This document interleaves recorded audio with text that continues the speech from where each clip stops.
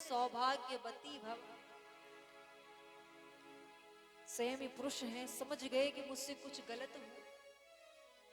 नेत्र खोलकर देखा तो सामने द्रौपदी खड़ी है। अब द्रौपदी से तो कुछ नहीं बोले, बाहर आकर जैसी देखा तो भगवान मुस्कुरा रहे। और भगवान मुस्कुराते बोले, कहो पितामह, प्रतिज्ञा बड़ी क्या आशीर्वाद बड़ा। भीष्म पितामह बोले, कन्हैया, अरे प्रतिज्ञा तो तब बड़ी रहेगी जब मैं स्वयं जीवित रहूंगा। अर्जुन से कहो, कल के युद्ध में शिखंडी को मेरे सामने रगड़ के बाण चला। अब मैं और जीवित नहीं रहना चाहता, पर कृष्ण मुझे तुमसे एक वचन चाहिए। बोले, जब मेरा अंत समय निकट हो, मृत्यु निकट हो, उस समय आप मुझे दर्शन देने आए। अब देखिए, भीष्म पितामह ने भी भगवान से कितनी सुंदर मृत्यु मांगी।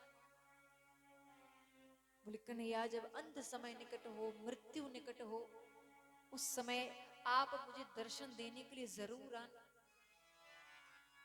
अरे अंत समय में तो इस जीवा से भगवान का नाम भी नहीं आता। अंत समय में इस जीवा से भगवान का नाम भी नहीं आता। भीष्म पितामह इतनी सुंदर मृत्यु मांग रहे हैं। अब बता रहे हैं कि कन्हैया, तुम कैसे आना, मुरपंख लगा कर आना, पीतांबरी पहन कर आना, मुरली साथ लेकर आना, पीतांबरी धारण करना, सुंदर श्रृंगार करना। तो भगवान से मृत्यु मांगी। और जब भीष्म पितामह हजारों बाणों की सैया पर लेटे हुए, बूंद बूंद करके रक्त जिनके शरीर से बह चुका था, और ऐसा नहीं, भीष्म पितामह को इच्छा मृत्यु का वरदान था। भगवान अपना वचन पूरा करने के लिए पांडवों को साथ लेकर के जब भीष्म पितामह के पास पहुंचे तो भीष्म पितामह की आंखों से अश्रु प्रवाह हो चुके, रोने लगे। बोले, कन्हैया, तुमने अपना वचन निभाया, अंत समय में मुझे दर्शन देने आए।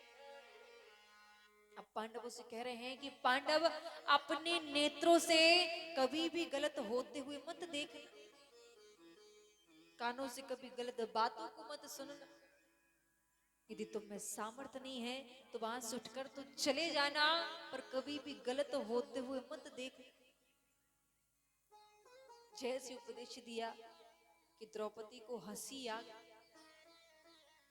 बोली, बेटी, मैंने इतना सुंदर ज्ञान उपदेश दिया, तुम हंसी क्यों? बोली, क्षमा करें पितामह, आज आप ज्ञान उपदेश दे रहे हैं कि नेत्रों से गलत होते हुए मत देख। तो ज्ञान उपदेश आपका उस समय कहाँ गया था जिस समय दुशासन मुझे भरी सभा में निर्वस्त्र कर रहा था? मैं आपके पास भी आई, आपके पास आकर के मैंने मदद मांगी थी, पर उस भरी सभा में बैठ करके आप सब कुछ देखते रहे। यदि आप एक आवाज लगाते तो दुर्योधन की, दुशासन की हिम्मत भी नहीं थी कि मुझे स्पर्श भी कर सके, पर वहां पर खड़े होकर के आप सब कुछ देखते रहे। आप वहां पर खड़े होकर के सब कुछ देखते रहे। बोले, बेटी, जो पाप मैंने अपने नेत्रों से होते हुए देख, आज उसी पापों की सजा मैं तुम्हारे सामने भोग रहा हूं।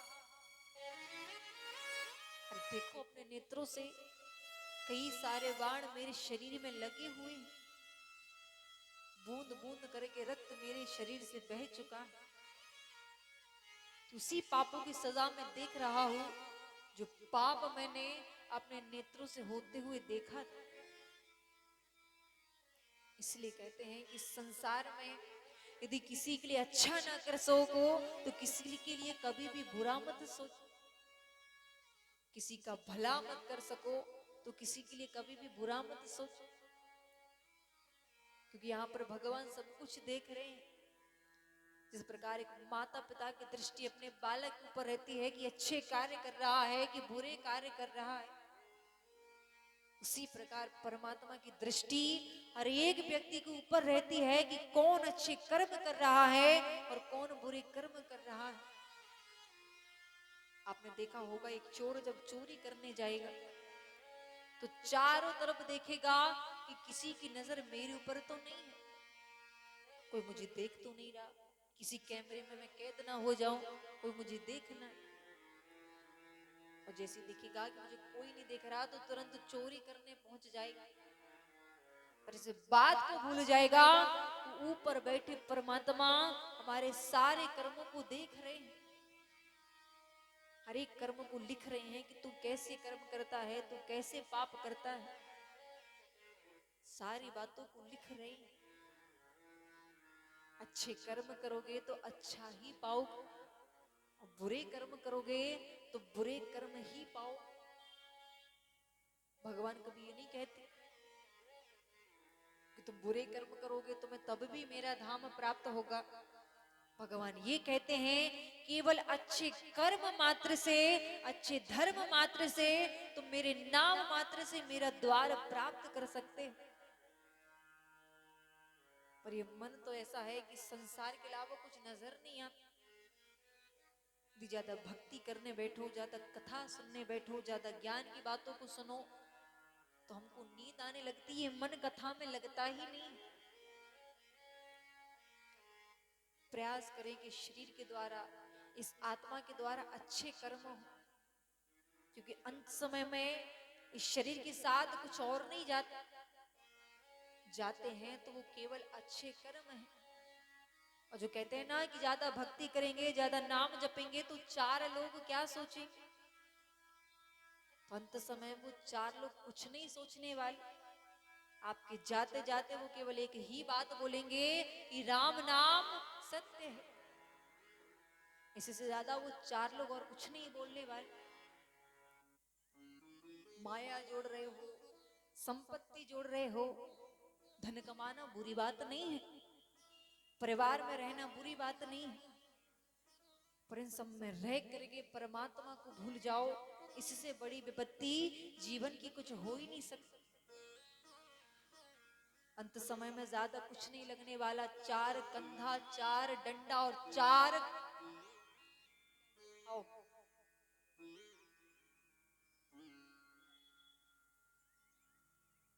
40-50 कंडा, इससे ज्यादा कुछ नहीं लगने वाले। हम भूल गए थे, जो कहते हैं कि चार लोग क्या कहेंगे तो उससे ज्यादा वो चार लोग और कुछ नहीं करने वाले। अच्छे कर्म करो, नाम जपो, प्रभु का नाम पुकारो, इससे ज्यादा अंत समय में हमको और कुछ प्राप्त होने नहीं वाला। अब जैसे भीष्म पिता न माने, द्रौपदी के शब्दों को सुना तो अपनी मति रूपी पुत्री भगवान को सौंप करके भगवान के धाम को प्राप्त हो। बोलो कृष्ण कन्हैया लाल की, भक्त वत्सल भगवान की। अब जिस पुत्र की रक्षा, जिस बालक की रक्षा भगवान ने गर्भ में की, आज उसी बालक ने हस्तिनापुर में जन्म लिया। जैसी जन्म लिया, चार ओर परीक्षण करने लगे तो नाम पड़ा राजा परीक्षित। पांडव राज्य सौंप करके वन में चले, और यहाँ पर बचपन से ही राजा परीक्षित ने राज्य संभालना प्रारंभ कर दिया। एक दिन जब खजाने की सफाई कर रहे थे तो एक मुकुट मिला, और जैसे उस मुकुट को पहना कि हिंसक भाव आने लगे। वन में शिकार करने पहुंचे तो एक दृश्य देखा कि एक बैल गाय माता को समझाता है। बैल गाय माता को समझा रहे हैं कि माँ आप क्यों परेशान होती, अरे आपकी रक्षा करने के लिए भगवान जरूर आए। वह बैल कोई और नहीं धर्म था, वह गाय कोई और नहीं पृथ्वी थी। तो बैल रूपी धर्म पृथ्वी रूपी गाय माता को समझा रहे कि माँ जब जब अधर्म होगा तो आपकी रक्षा करने के लिए भगवान जरूर आएंगे।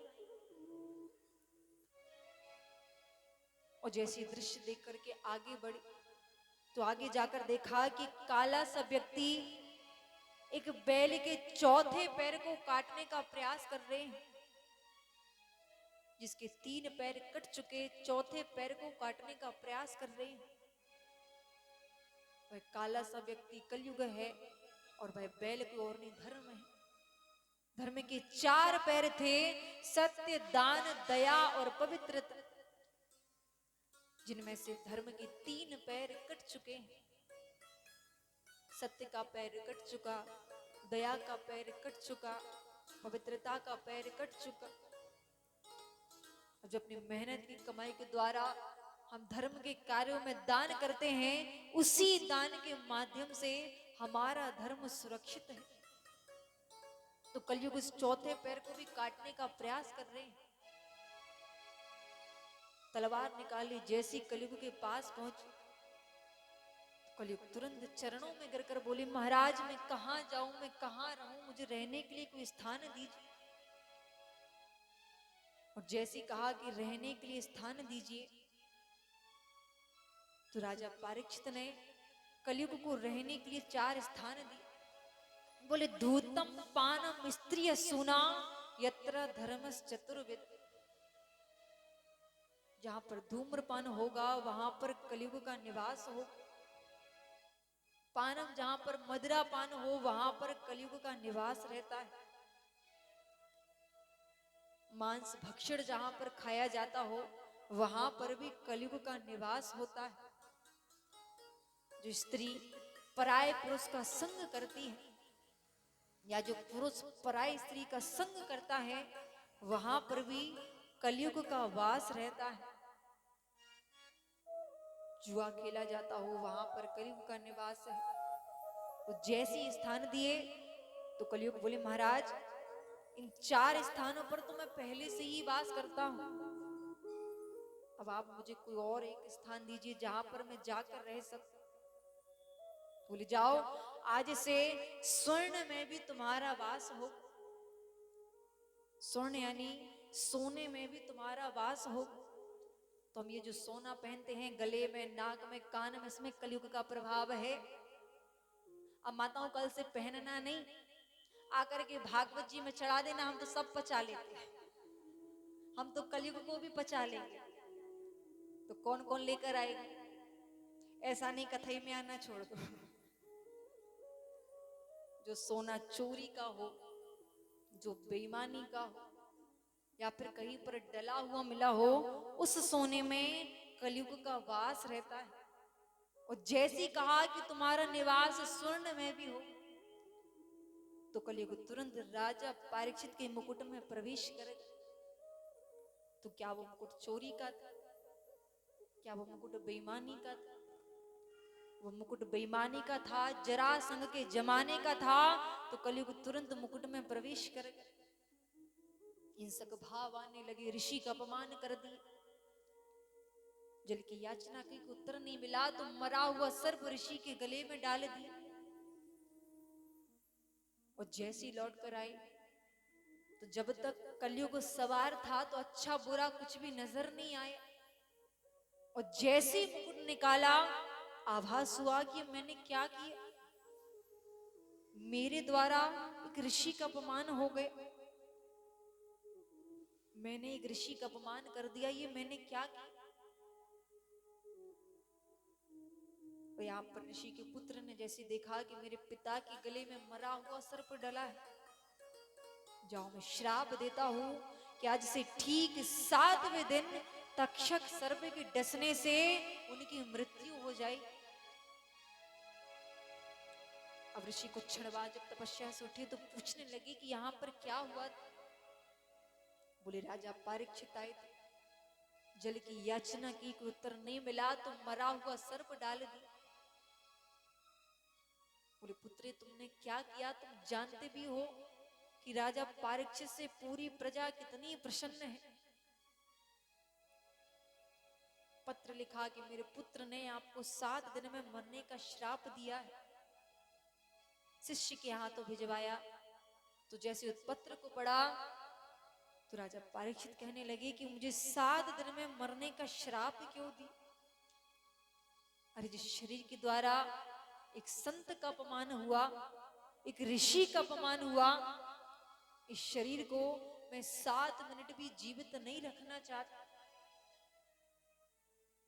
सब कुछ छोड़ दिया, वन में चले गए। बड़े बड़े ऋषि महात्मा करके कोई भी इस बात का निर्णय नहीं कर पाए कि 7 दिन में मरने वाले व्यक्ति को मोक्ष किस प्रकार मिले। तभी उनके बीच में श्री सुखदेव जी महाराज का आगमन हुआ। प्रणाम किया, प्रणाम करके पूछने लगे, प्रभु 7 दिन में मरने वाले व्यक्ति को मोक्ष किस प्रकार है? बोले श्रीमद् भागवतम शास्त्रम कलो कीरेन भासिता। भागवत कथा सुनाई। निश्चित ही भागवत कथा सुनाने से व्यक्ति को मोक्ष प्राप्त होता है।